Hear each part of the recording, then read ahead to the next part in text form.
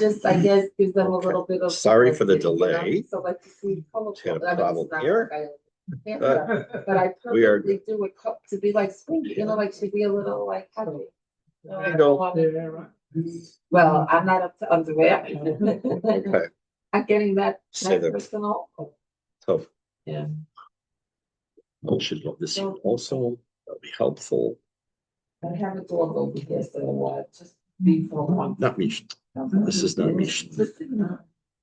Okay, well, I'm just sitting here laughing at myself. Just give me a second. I really do. Okay, I think I'm finally, yes, I am. This don't want to laugh at me. Okay. So now that the delays are over here, so now we can actually start. Okay.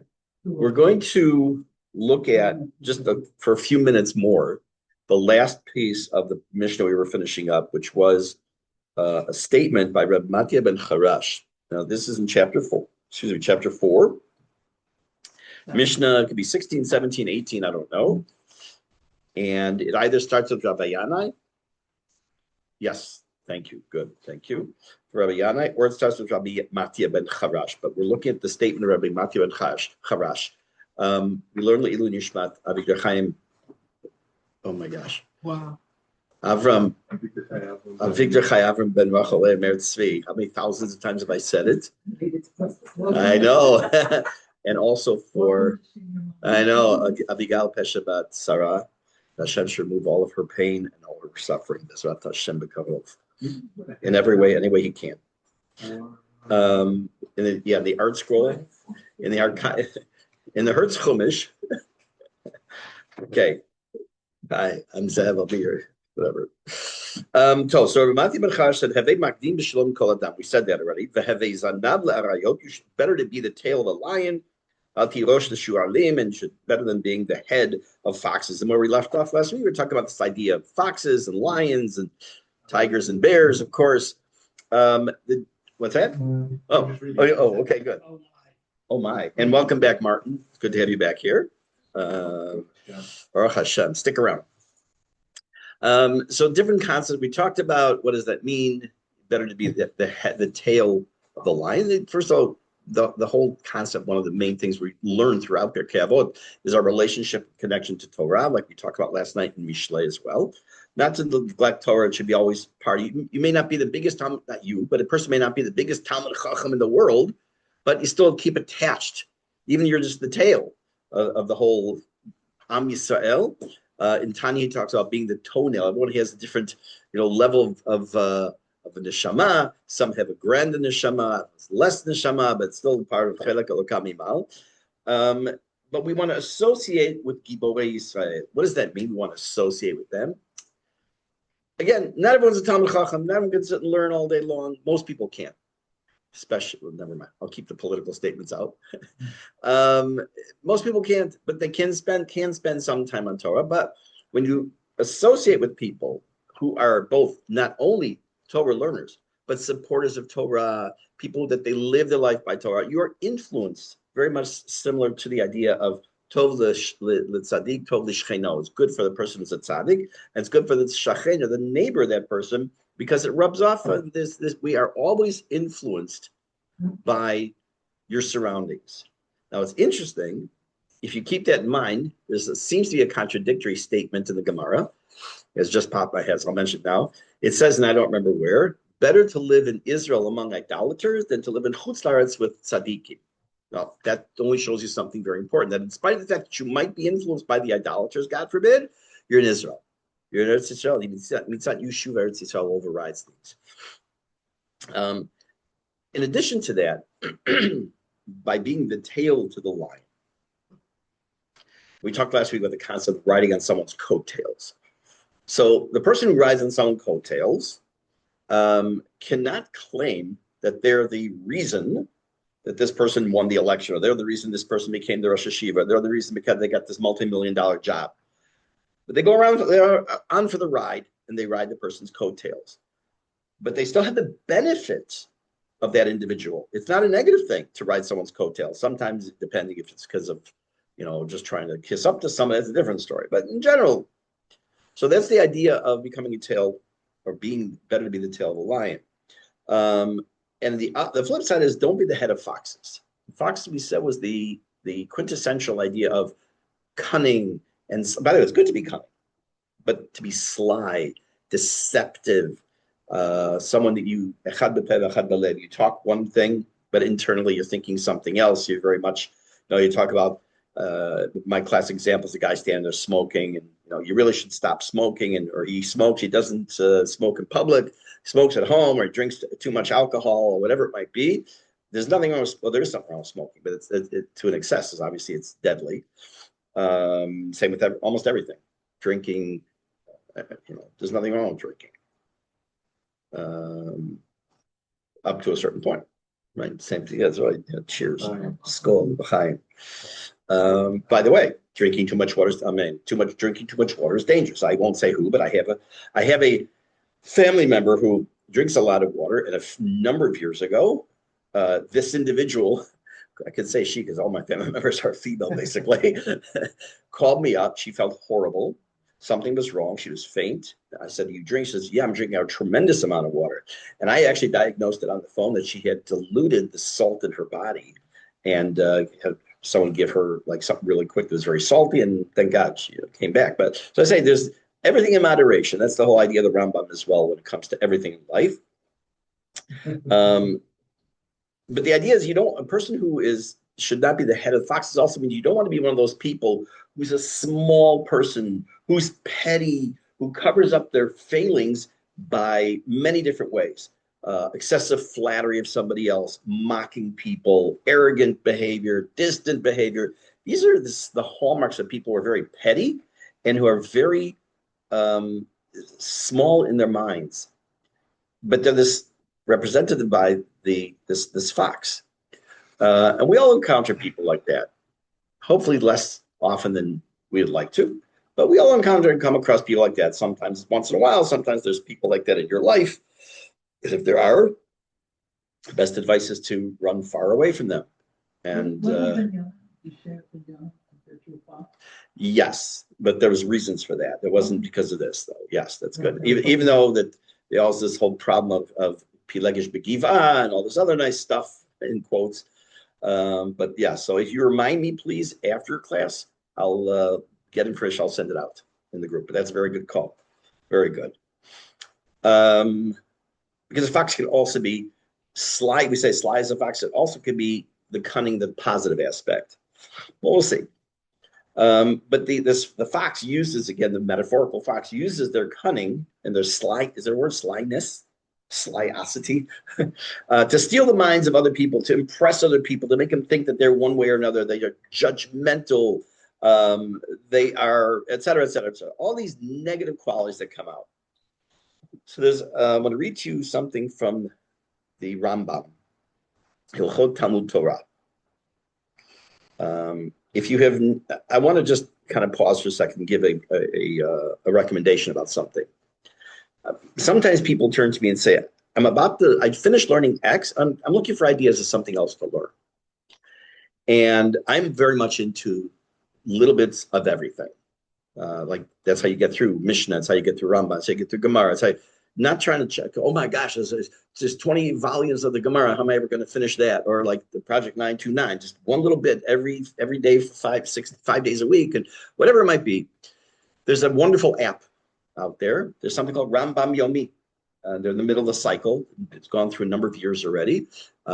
Did this, actually was inspired by a 10-year-old boy, as has some other things in my life, but inspired by kids. I'll tell you what that is in a minute. And it's an app, and you learn one parak a day of the Rambam.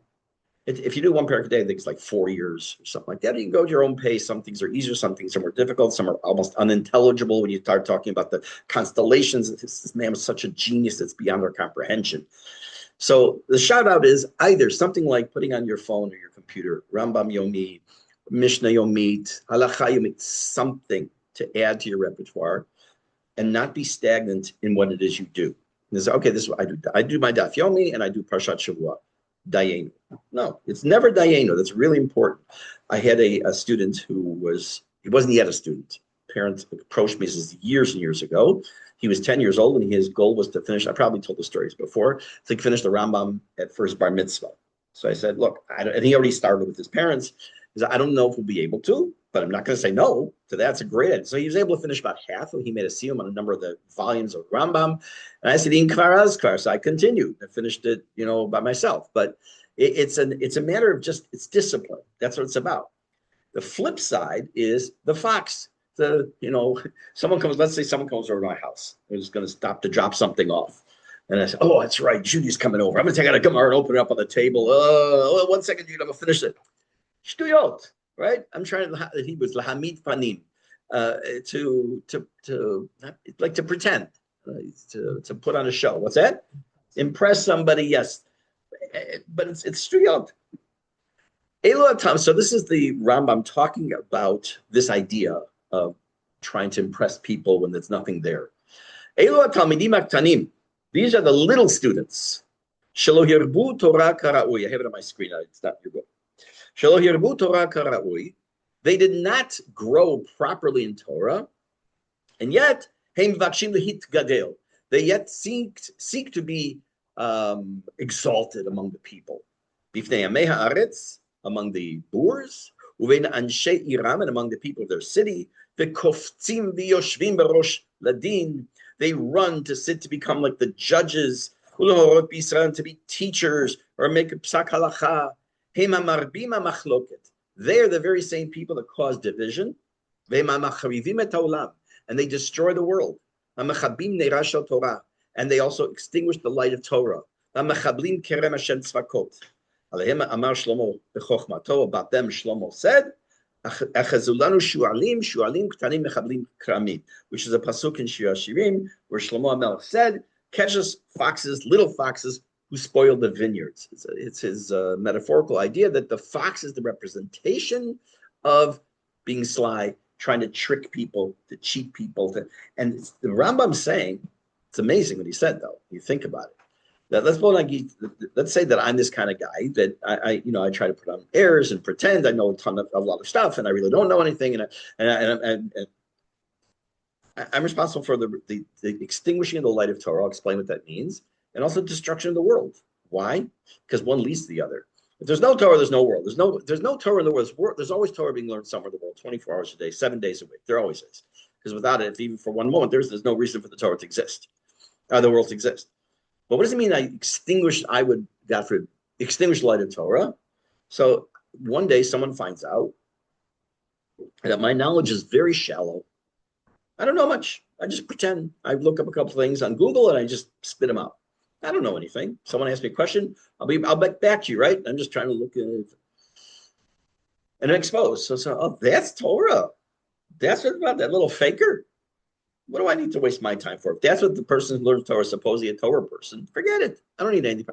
So, by the way, it happens all the time, right? Person I actually did something really not nice I don't know, it was not nice.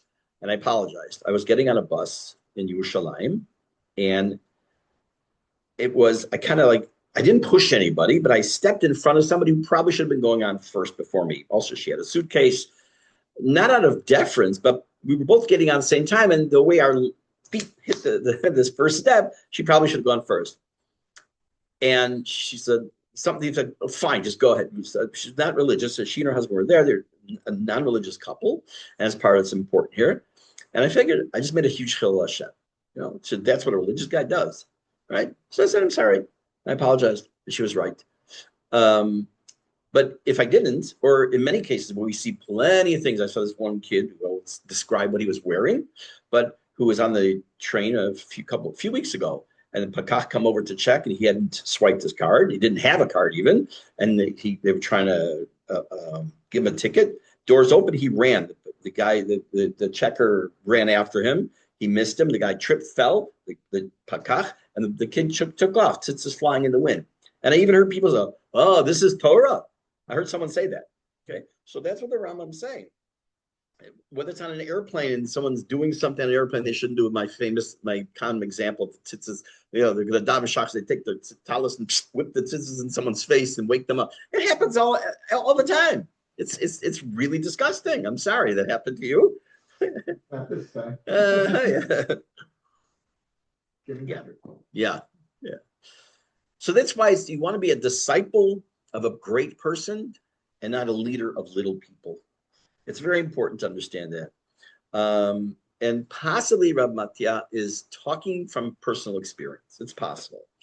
Because we saw when I introduced this Mishnah, or I just introduced him, he was forced to leave the center of Torah, of Israel, and go to Rome, which at that time was a distant, long distance travel. He was probably greeted by people who were pro-Palestine even at that time. Yeah, free Palestine. But what he ended up doing was established Torah institutions in Rome, a court that became famous and popular. But he felt it wasn't all worth it because he saw himself potentially as the head of foxes. What does that mean? He would rather have been, instead of the head of a community where people were coming and they were not a knowledgeable and not an interested in Torah kind of community. That's who he was the head of, versus he missed his lion, meaning the Tanaim. Now, I can make an exact opposite argument, obviously, right? You need dafka to have people like that to go to those communities to make sure that they learn it, to make sure they grow. Obviously, that's what Chabad is. Nothing like Chabad on planet Earth when it comes to getting people to be Jewish and recognize their Judaism and growing. Nothing else. And that's for them tremendous hakarat hatov. Anybody travels, I don't, but anybody who travels, I'm going to go to Pago. I'm going to go to Fiji. I'm going to go to Brazil. I'm going to go to wherever. I'm going to go to the South Aleutian Islands. I don't know where that came from. The Aleutian Islands. That's off of Alaska, right? All those little islands, I think. There's Chabad everywhere. It's great. So some Chabad can say, a Shaliach can say, what do I need to be? A Rosh L'Shualim. Better I should be with the Rebbe's legacy. I should be at 770. Okay, but there's tremendous Mesirat Nefesh. There are always people greater than us from whom we can learn. I don't care where a person's holding in life, in their Torah, in their knowledge, in their chokhmah. Doesn't make a difference. There's always, I'm talking even the Gedolei Yisrael. Even Gedolei Yisrael. We know that there's a pasuk. It says, I've learned much from my teachers, but from my students, I've learned more than anybody. Because again, that forces a person, but it doesn't have to be an official student. It could be someone asked you a question. Someone who asks you a question on the street, you're on a bus, they see you have a kippah, they see you have a head cover, they see whatever it might be. They say, by the way, I meant to ask, maybe you mind if I ask you? They're your student, not in the classic sense that there's in the classroom or anything, but you're about to teach them something. And you want to make sure that if you don't know the proper answer, you're going to get the proper answer. So there's always somebody that's looking to you, and you're always going to be looking towards somebody else. And it is that idea that this mission is trying to tell us, that know who you are, be aware of that, know who your people are that you're associating with. And if you're going to be the head of, quote, small people, I mean it now, quote, because it turns out it's just that they just don't know. There's also a very big positive in that, because then you can become the influence that they need to then become their head of, they become the tail to your line, to you being the line. Okay. I want to look at the next Mishnah. I'm going to read it and translate it, and I'm going to read a couple paragraphs of Mesilat Yesharim. You'll see why. So in chapter 4, the next Mishnah starts with the words Rabbi Yaakov Omer.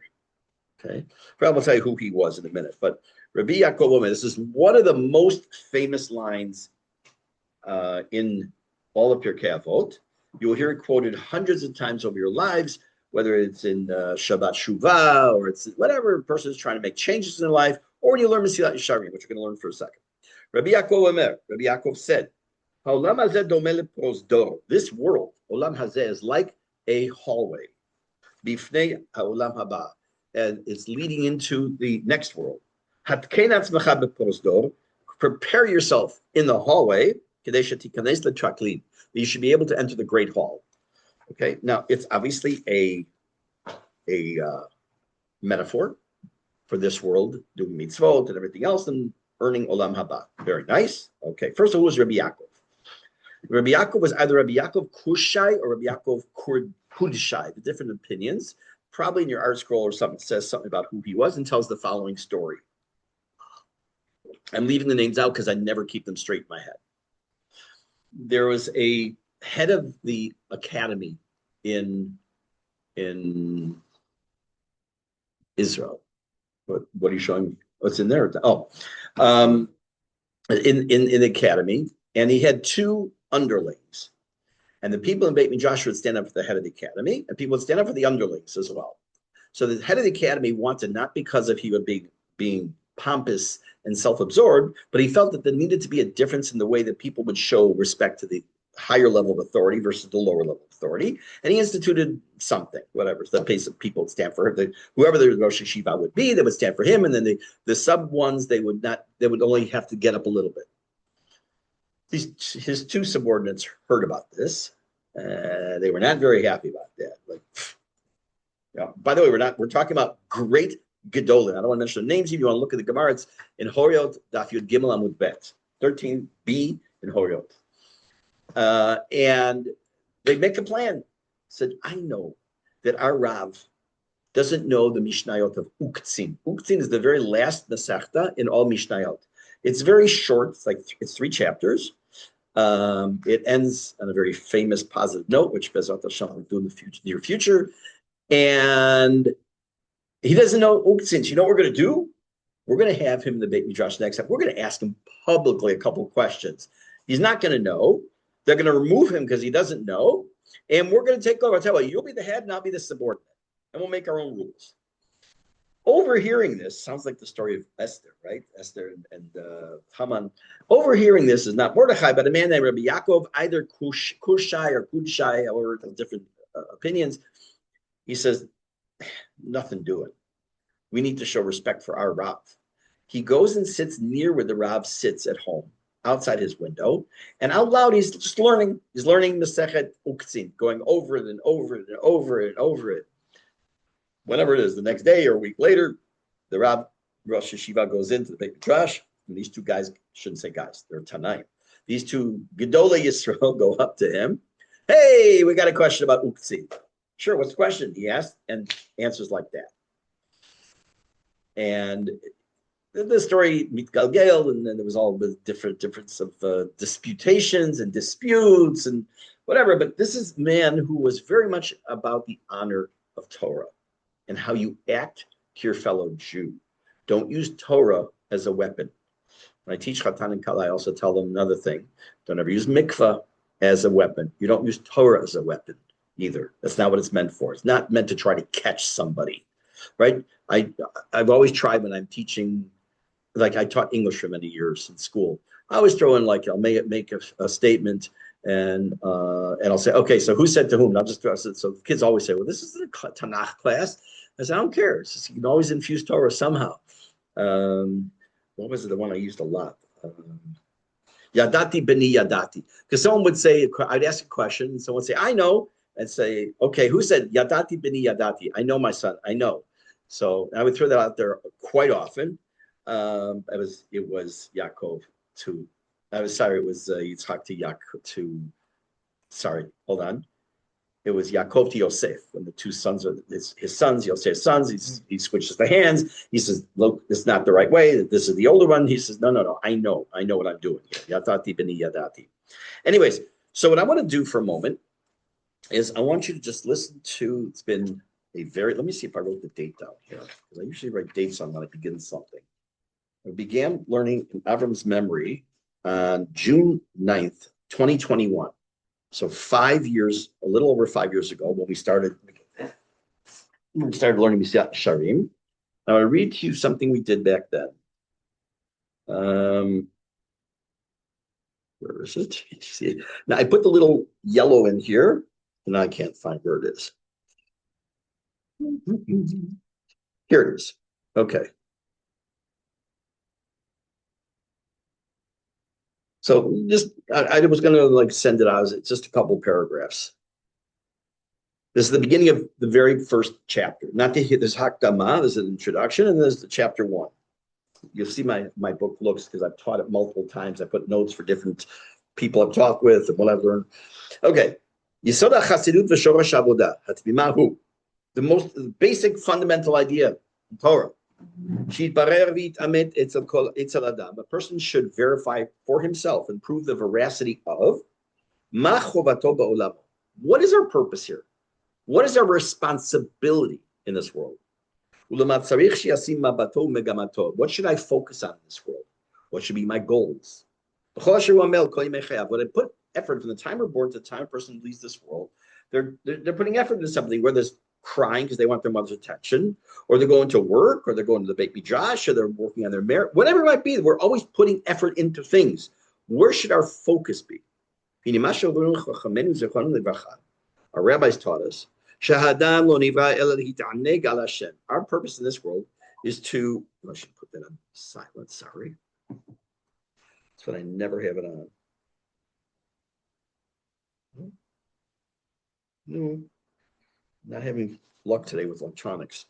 To bask in the glory of Hashem, to bask in the glory of the Shekhinah. It's very highfalutin. We'll see what that means in a minute. That's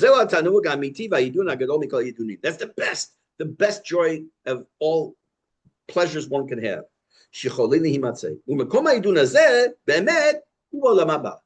Where does that actually happen? Where do you bask in the glory of Shekhinah? For those who, it's not in every Haggadah, but some will have in the Haggadah in benching, the idea of how we will benefit from the glory, the splendor of the Shekhinah, of the divine presence. Because we're created for that eventual goal. But our way to get to that destination, it's this world. That's the question which we discussed way back in the beginning, is why didn't Hashem just take our neshamot and put them on Olam Haba? Right?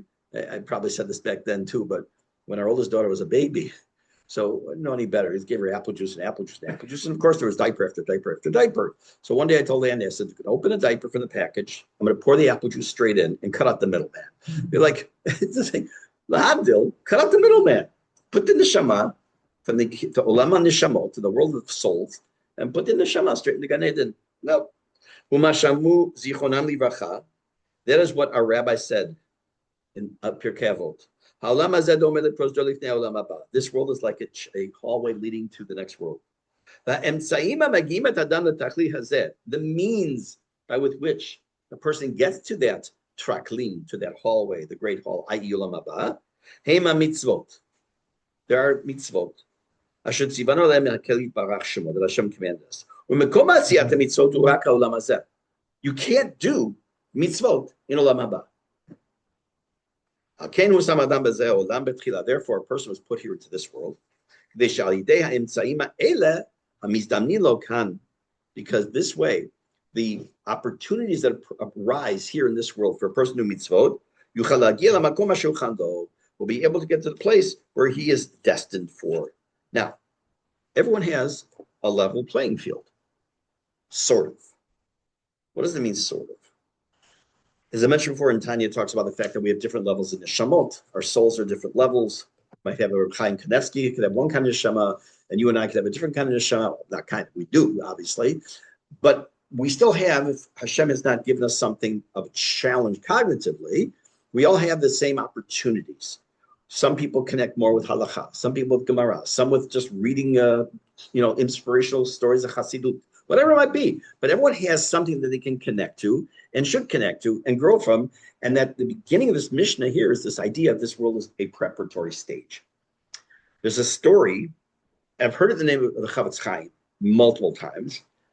I don't know who it actually was with, but it was a story of one of our great Gedolim in not that distant past, who was visited by a Gvir, by a rich man. My guess is it was in Radin, where the Chavetz Chaim lived. He came to visit the Chavetz Chaim. And when he comes into the house, he was shocked at the lack of stuff in his house. Gvir said, I don't understand. You're the Chavetz Chaim. Rabbi Yisrael Meir HaKohen, who, by the way, his great-grandson was the Rav of the Shul, the first Rav of my Shul that I was rabbi in. He was the first rabbi of the Shul, Rabbi Kagan. No, he wasn't from St. Louis. I don't think so. Maybe. And then his the Tarshish family was also direct descendants. So he said, what's up with that? Where's all your stuff? So the Chavetz Chaim turned to him and said, where's your stuff? Like, where's your furniture? And where's your closet of clothes? He says, I'm just passing through. He says, right. I'm just passing through. I'm on the way to somewhere else after 120. He actually passed away in 1933. I think it was 90. I only remember that because my father was born in 1933. So it's easy to remember the year he passed away. But it's about perspective. Most people, talk about religious, Orthodox Jews, however you want to categorize a person, don't live, unless God forbid they have no choice, in chosen utter poverty, leaving all political issues out of the spectrum for the moment, to choose poverty because they understand this idea. Some people choose poverty for different reasons. Some people, unfortunately, are poor, and some just get by. Others do, Baruch Hashem, very well. Very few, my guess is there are people, I know of some people like this, who they've chosen to have the bare, you take a look at someone like Rav Elyashiv of Kanievsky, Zichronan Livracha. Huh? Yes. Yeah. Nuts, I forgot the name. Right. Yeah, right. So they said that, I think it was Rav Kanievsky, Rav Elyashiv, like a small little tiny place in Bnei Brak, the bed and a table, very little. And this man also, that's right. Again, because they understood, Olam hazeh is a prosdor. This world is a transient world. That's the right word. Exactly. So what's this world for? This world is preparatory. This is our preparation. Rashi said, a person who wants to go before the king, mitaken rosho uzkano umechaven malbushav. He does his hair, combs his hair, he will trim his beard, and will make sure his clothes look proper. True story. My uncle. I have an uncle who passed away. It was just before we made Aliyah, so about, let's say 18 years ago. He was in the hospital for an extended period of time, about 2 weeks, I don't know what it was, and his kids, my first cousins, would take turns. He was always with one of his kids, always in the room with him. He was bedridden at this point. He couldn't walk. He was attached to different things. And on the morning he passed away, my cousin Moishi was sitting in the room with him overnight, and he was asleep. He fell asleep, and he woke up in the morning. He looks at the bed. My uncle's not there. Like, where? He called him Tati. I think he called him Tati. Where's Tati? It's okay. Where is he? Just then he sees him coming out of the bathroom. Now, my uncle had not gotten out of bed for 2 weeks. He was not mobile. He had just combed his hair. True story. He had just combed his hair, had washed his face. He lied down and passed away. He watched it with his own eyes. He knew. He knew. That was it. Now, not everyone's zocheh to understand that last moment necessarily. And there's very much I've read. I'm in the middle of one about what happens, whatever. The neshama knows certain things before. But that was his neshama preparing himself to go before the king. Rashi's point is, in a sense, we talk about olam haba, olam haba, olam haba. And I gave shiurim in here a couple of years ago about between olam haba, what does it mean, Mot HaMashiach. So I'm not going to revisit that. But whatever it is, when we talk about olam haba, a person going after 120 years before Kisei Kavod, we know we're talking about, it's okay. He wants to learn. I guess so. That there's the din of cheshbon, right? There's an accounting we have to make of our lives. So those of you who are accountants, you already get some practice, but you're going to be on the other side of the table this time, after 120 at least. But we forget one thing. Who's on that side of the table, as it were, making that cheshbon? Who's evaluating? That sounds funny. Who's it? That's you licking the coffee. Yeah, sure. Who's making that cheshbon? It's Hashem sitting on the other side of the desk, so to speak, right? It's not your boss. It's not your spouse. It's not your kids. It's not your next door. It's God. Whatever that means. The divine presence is there. You're standing before the king, the Melech Malchei Lachim. So when you go and you bring your suitcases, you got 2 suitcases you got to carry on, right? And you get up to 50 kilo of mitzvot in each, not 23. You get 50 kilo of mitzvot in each. Maybe you get a lot more than that because maybe you're allowed to bring as many suitcases full as you want. We don't know how that works, but you're going to bring all these mitzvot with you. You're also going to have some guy in the back of the train with you who's going to be bringing all your averot, and they're going to be put on a scale and be judged. Here we're getting close to Elul starting the end of next week. Bezrat Hashem. It can be frightening when you really start to think about it, but at the same time, we have to understand too that while we're here in this world, we have absolutely the ability to weigh the scale the right way. It's 100%, not 100. It's 90% in our hands. It's not 100%. 90% in our hands, how we're going to be able to weigh the scale one way or the other. And it's up to us. And that's what Rashi is also trying to tell us. Imagine you walk into a party or a wedding, and you come in, and I say you specifically, as opposed to like someone who comes like off the street in jeans and a t-shirt to a wedding, which is common. You'll see at some weddings. You yourselves, most of us, I would assume, would not come to a wedding in a torn t-shirt and shredded pants and a beard that's half down here and needs to be trimmed. You wouldn't do that, right? Most of us, I hope. Yeah. You should shave. Yeah, exactly. But you won't come. That's right. We wouldn't do that. Would we want our neshama to come like that before Hashem? And again, what does that neshama look like? Many, many years ago, I just quoted someone that told us the other day. There was Rabbi Alpert who came here to visit. It was probably, I think it was in the first year, so let's say 17 years ago or something like that. He spoke over Shabbat at a couple of people's homes. And he spoke up the hill. I forgot whose house it was. And he talked about, we all remember in the 70s, there were these tremendous amount of anti-smoking campaigns with the picture of the lungs, and smoking is glamorous. You see this guy with all the streaky hair. And so he said that one of the ones about the lungs, he said a healthy lung next to a smoker's lung. And he said that what he pictures when he goes to sleep, he pictures his lung as his neshama. And what's it look like at night before he goes to sleep? What did he cause problems to the neshama? So that's interesting. It's fine. It's fine. It is, I feel right. So that's another perspective of how is it we want to look, not physically, because our physical body, it's interesting. It's a question about what exactly happens to our physical body at that point, but our consciousness, our neshama, as we go before Hashem, like what do we want it to look like? How we do. So we don't have to guess. We don't have to wonder.